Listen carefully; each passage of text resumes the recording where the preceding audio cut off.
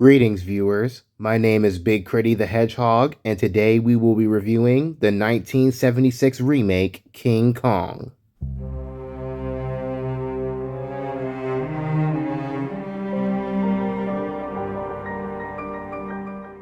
Before we get into today's review, if you guys enjoyed the video, like and subscribe to my channel for more great content like this in the future.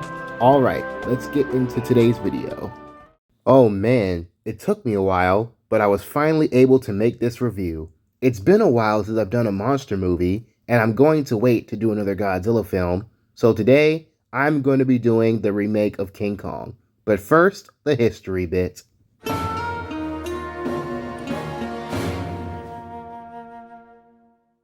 King Kong was a 1976 monster movie directed by John Guillermin. Yes, the same man who directed the 1974 thriller film Towering Inferno 2 years before this.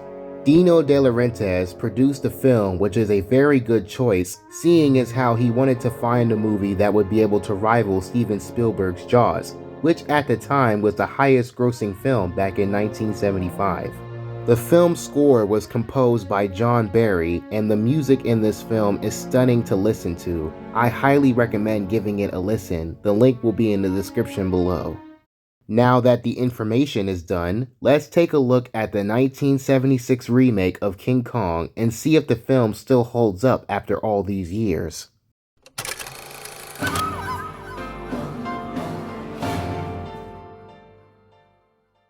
Our movie begins at night at a port in the Indonesian city of Surabaya, where a ship called the Petrox Explorer is prepping to set sail.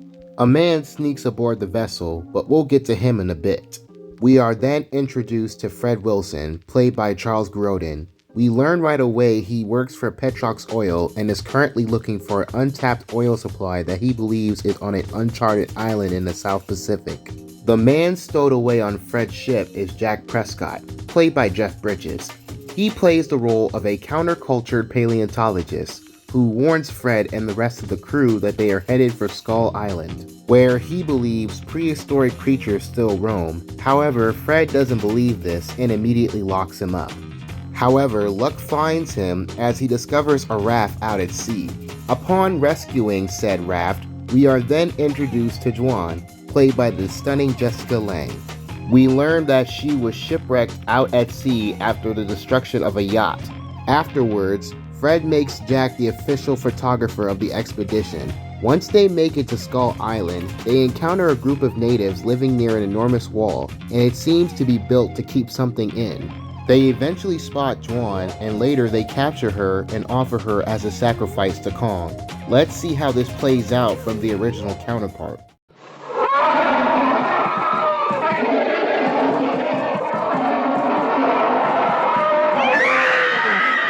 You can tell that they wanted to go for a more realistic tone for the entrance of Kong, and he is very terrifying to look at. The suit was created by Rick Baker. He was the actor playing in the Kong suits in the film. Anyways, moving on. Kong takes Juan away, and just like in the original, the crew hike out into the jungle to rescue her. The next day, instead of eating her outright as if she were a wheat thin with a beautiful body, Kong ultimately becomes fascinated by her. She does try to get away a few times, yelling and screaming for him to put her down. Now, while this is a terrifying sight and thinking to yourself what will he do to her, he ultimately becomes tamed by Juan, even holding her close to his face. He does finally put her down. Thinking of this opportunity, she tries to flee again, but she doesn't get very far. There's another great scene in the film during Kong and Juan's time together. He takes her to a waterfall and cleans her, and the score in this scene by John Barry is simply stunning to listen to. But sometimes, with the shots of Kong's creepy looking smile, it throws you off because it's really distracting, but the scene is still good nonetheless. Alright, let's get into some more action. The crew stumbles upon a log bridge with a massive canyon below. After Jack crosses first, the rest of the crew follows, and guess who they run into?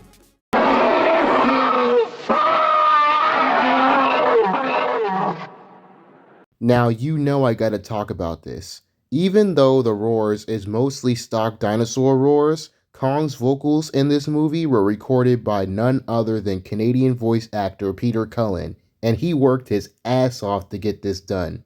No, seriously, he really did. Anyways, Kong shows up rolling the log constantly, sending most of the crew members falling to their blue screen deaths. Kong takes Juan back to his lair, attempting to remove her clothes in a really weird way. Then out of nowhere we get a fight sequence with a giant snake, the only thing in the film that Kong fights and protects Juan from, but they don't disappoint.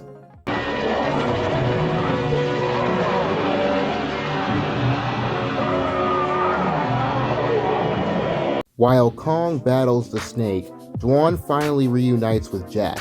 Kong notices the pair and defeats the snake easily, chasing the two back to the gate. Meanwhile, when Fred and the crew found a large supply of oil on the island, it was of so low quality that it couldn't be used, but Fred decided to capture Kong, hoping to make money off of him in New York. Kong eventually comes bursting through the gate, but then immediately falls into a pit that Wilson had constructed as he succumbs to chloroform. Wilson locks Kong up in a cargo hold of the Petrox Explorer as he is being transferred to New York. Juan now becomes a star in Wilson's grotesque farce for Kong, but she ultimately becomes sorry for Kong's fate. As she tries to defend him, Fred reminds her that the ape is nothing but a perverted monster. Kong eventually makes it to New York, being put on display as a Beauty and the Beast farce, bound in chains with a kid's meal Burger King crown on his head. When he notices news reporters pushing and shoving Juan around for news interviews, Kong breaks free of his chains and panic ensues. Fred is killed underfoot by Kong during the rampage. Alright, for those who have seen the 1933 classic, you guys already know how this goes down. Kong continues to wreak havoc on New York, even attacking this train that he believes Juan is on. But it's what he does to this one girl that leaves me flabbergasted. Take a look.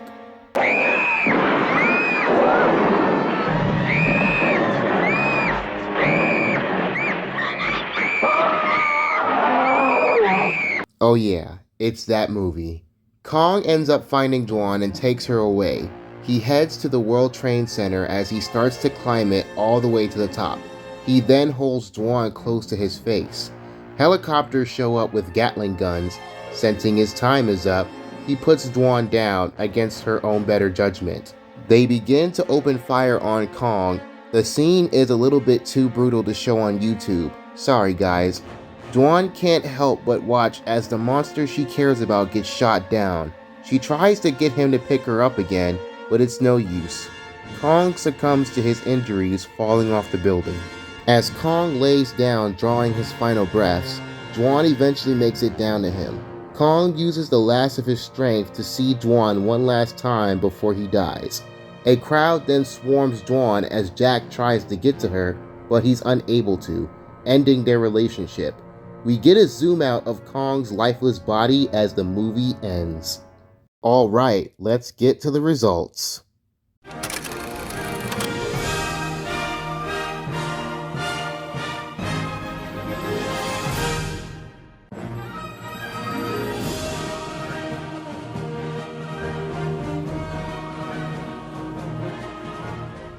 I really enjoyed this film. The cast was fantastic, it was a pretty intense movie, and the music was damn perfect for their time.